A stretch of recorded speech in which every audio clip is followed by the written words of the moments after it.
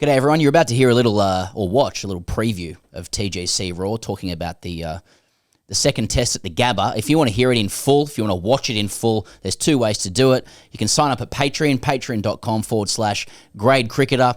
You're going to access the chat, which absolutely pops off during the entire test match. If you want the frictionless experience, you can sign up via Apple, and you're going to get a free trial for a week. Link in the show notes for all those details. Enjoy the preview. TGCRaw, here we go. Now, this is going to set the pigs off, Pezza, because it is not Friday, traditionally, when this show drops. But you know what? The cricket season is upon us. Dates are starting to mean less and less. And so, you know, people want us to talk about the cricket before the cricket starts. Fair enough. I don't remember the last time I watched a game of cricket. I don't remember when the last test was. The Bairstow run out feels more recently than Kratz's 7-fer.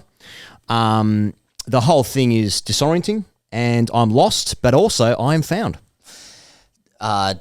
This Ashes has been defined by the consumption of podcasts and other media that you're not normally consuming. You know, fixes need to be like they need to be fed. People need their fix. So you're listening to voices that are unfamiliar to you. They jar with what your sensibilities are. In particular, this. But these are the risks of Bazball. You know, the 2-day tests, the 11-day breaks, not the correct number of days in between test matches. We live in a world where we have an increasingly packed schedule. We furrow the brow, we stroke the chin about the packed schedule, but this is not packed enough now. I feel like I've got to the end of TikTok. I finished it, and now I need it to start again for more content. I know. I mean, how many conversations about whether or not England should have gone to Canberra can we have? You know? I think more? Canberra was let's go again. I think Canberra was a trap, and I think England have seen the trap. It's like, guys, go. You're going to go from Perth to Brisbane on those decks.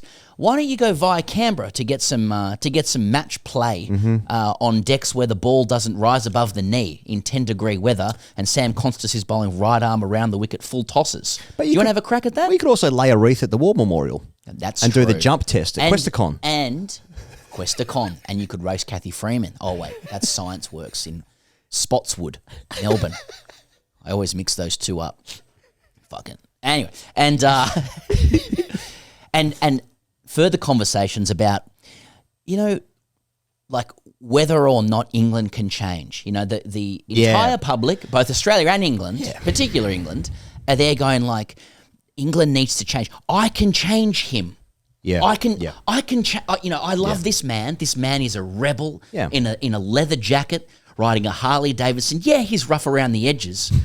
But I can change him. I can finesse this man. Yeah. I can make him mine. I can control him. I can make him sensible. I can put a Gazman shirt on him, short sleeve, button up, nice pair of slacks. Right? Yeah, he's got some angles to him in the bedroom. Don't you worry about that. But I can make him sensible and presentable to the public. He's got the little twinkle in the eye. That's why I fell in love with him. But I can make him sensible. And there's Bazball, there's Brendan McCullum going, you're not going to fucking change me. And we're like, yeah, that's hot. That's hot. Double down, Baz. Double down, Stokesy. Poor old Woke. You know? No, it's the same as that's the chat. Same as going to a strip club the first time you go. You go, I can take this woman away from this. She doesn't need to do this. That's right. She doesn't need to do this. That's right. And I'm sitting in another corner going like, don't you fucking take Darla away from me. I want to watch her bump and grind, and I'll flick my monopoly money at her as long as I want. Barkeep.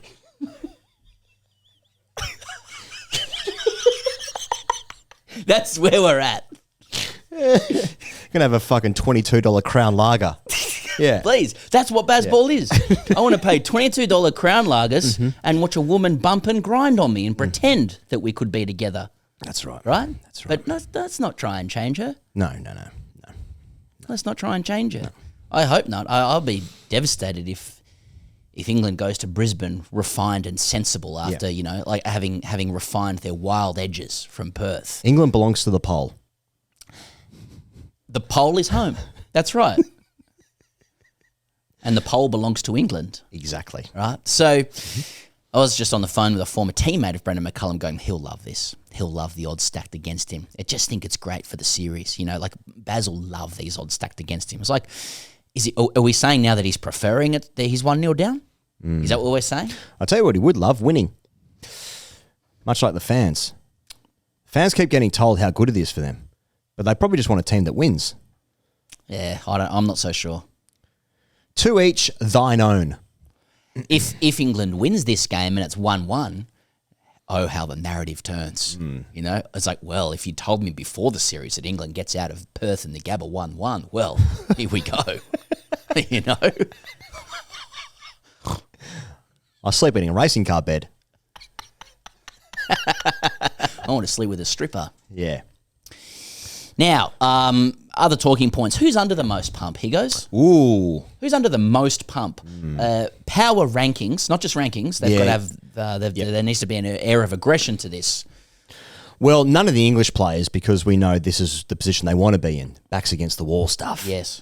Khawaja is probably under the most pump. We explain this. Last Chance Saloon. However, he's also a guy that likes to be under the pump. He's a guy that likes to do fuck you stuff. Yeah. I'm seeing montages of 100 where in slow motion we're watching some new celebration unveiled. Yeah. When he got that 100 at the SCG, having replaced Travis Head, who had COVID-19. Yes. He did whatever the breaking, I don't know, was it a LeBron thing? Yeah. Or some shit. The silencer.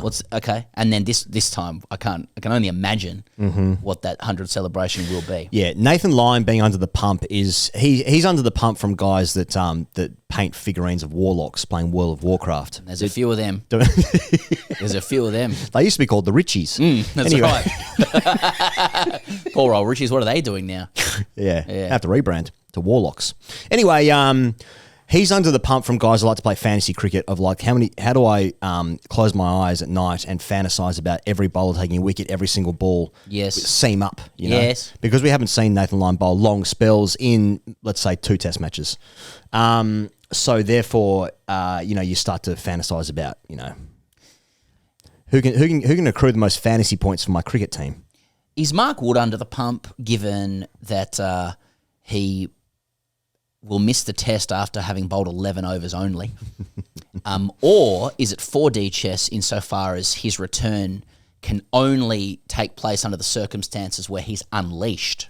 Because as though he is a dog on a leash trying to get off, albeit with a sore knee. See, I would believe the dog on a leash stuff if he wasn't made of glass. Different to Mark Leishman, who's a golfer. He's a dog with a cone over his head, perhaps trying not to lick his own genitals, having been desexed. Yeah, so like if he was, being put on ice, which is a problem for a lot of people. Yeah, especially in Perth. Yes. By all reports from locals, I should add. Yes, messengers near the jet ski G, as they're calling it. Then I believe like he's going to be unleashed because he's going to be so fresh. Imagine the freshness of this guy when he comes back for the Adelaide Test match or the MCG, which is, as you know, around Christmas. So I believe that more, but he appears to be injured, so that's going to be hard for me. I still think when he comes back, he'll be unleashed. Okay. And the injury will be retrofitted to be precautionary so that he can be unleashed. He's a dog on a leash. What do you think about Cummins playing? Because me want me sick. Oh, yeah. But as we were saying on the main show, that's typically TGC speaking... vanilla. Yes, vanilla, that's right. Welcome to those who are paying for the real opinions. The other opinions we proffer on the main show are merely for sponsors. We actually record an entire show and have it approved by sponsors before we... typically speaking, people are pretty laissez-faire and carefree and fancy-free about stress fractures of the spine. Yes. They usually go, you know what, let's just go for it and figure it out later.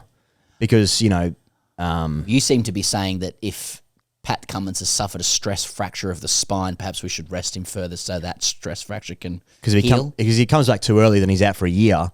Was it worth it? Yeah. Well, I don't care. There's frontal cord. I don't care about what's happening in a year. I'll care about that then. I'll twist the knife into George Bailey then. Yeah. Right now, me sick. Me want Cummins. May want cummy. Yeah, cum. Yeah, cum dog. I just think that both teams have been really clear about who they are and what they stand for. And we've just been filling the void, like the vacuum, with being a Stepford wife who can change Bazball with his leather jacket. That leather jacket ain't coming off, dear. Yeah. And with Australia, they are like the most high percentage plain vanilla composed thinking side in existence, to the point of tedium. But that tedium is superseded by, if they win. So, I just think they're like, maybe Cummins would have played if they were 1-0 down. He was probably okay. That would risk him. But they're 1-0 up, so they're not going to risk him. So they're just going to give England the same fucking fortunes that they had in the first test, which is like half our fast bowlers are out, if not more. Yeah. And just like, do you want to have another crack, boys? Yeah. I feel for Usman in the sense that this gap between test matches would have to be one of the longest of any series. Because even like the shorter series of like Sri Lanka, they usually play them pretty close together, right? Try and squeeze in some white ball games around that. So like an 11, 12 day gap, imagine the amount of rounds of golf he'd be missing out of. Because like he just wouldn't be allowed to play. Exactly. Like even the optics, even if he was fit, the optics of it would just be no good. Or maybe he's doing it and he's just not posting about it. Also a smart play. Although people can find scorecards these days, can't they? Would you be able to play a clandestine round of golf? I think people would find out, like at the course, they like people know when the Australian cricketers are in town playing at the course because people like it. People Could like he jump it on a course with a glow in the dark ball or something? I guess he could. Yeah, I guess he could. So you have to factor that in. Has he relaxed enough? Is that crawl out of the pump? Yeah. That is an interesting one. Or is he the least under the pump because he's just 60 test doing what he matches does? and- It's like I got 5 cracks to win a game. That's it. I made 77 at the SCG in a dead rubber. I looked amazing, and they've persisted with me until now, and I've got 8 more goes. I don't think he's under the pump yet because he's going to play until the series is gone. I wonder what happens if the series is over. Like England can't win the series, and they're still going to play him because he was only given a 1-year contract by the ECB, right? Suggesting that he's been picked for this series. If it works out, you're probably good to go for another year or whatever. But if it doesn't work out, then it's like, well, you've played 62 test matches or whatever, and you have averaged the amount that you're going to average in Test cricket. We have found what your average will be if you play at this level. Are Australians under the pump given they're being slugged at the Bowser, particularly after news of Venezuela's oil issues? All right, I'll just leave that as a comment. Now, we have a message while we stay with cricket here and trick people into cock chat later. Yeah. I just want to talk Brisbane vibes quickly. Okay. This is the sentiment from Brisbane apparently, and it's one that I agree with. But I'll leave it to the listener to decide. Trent, just a cheery message to all those weak chin soap dodgers making their way across the country. Welcome to the fucking jungle. You're about to cop a green top at the Gabba with Starkey hurling pink wrap cruise missiles at your fucking heads. So get ready. And to all the English bowlers, after you've gone through a long, hot spell, 35-degree heat and 98% humidity, you can come down to fine leg where me and 15 of me best mates will be there to give you a character referencing. Because if there's one thing we fucking hate in this country more than a tall poppy, it's an English poppy. Get fucked. So, once again, Australians making themselves, a charming presence to its visitors. But that, there is something that stirs the loins within, among Australians. But Baz will love this. Baz will love this, though. I'm also super enjoying photos of the deck from basically the car park. Here's what the deck looks 3 days out from my kitchen window. Yep. Oh, isn't that fascinating? Oh, it's green. Wow. Yeah. Okay. Think of the permutations of what I'm seeing here on my device. Yeah. I mean, I think Lion can't play. Having seen his deck. Lion, I'm sorry, Gaz. He won't like that. He won't like it. Won't like that, he's someone who won't like that. Yeah, because Starkey's about to overtake Wazim, and Gaz wanted to be there for that. So factor that in. Right. So, that's where we're at. Yeah. That's where we're at. The stage is set. The stage is set for two teams who have been very clear about what they do and how they do it. Now, that was the Premier of Queensland who phoned in, wasn't it? Indeed, it Chris was. Falusi, yeah. Chris Falusi. Mr. Falusi. That is a boy from Neutral Bay. That's a boy from Neutral Bay pronouncing the Queensland Premier's name. I love that Chris Falusi. Now, he's got a bit about him. He's got the Gabba back in 2033.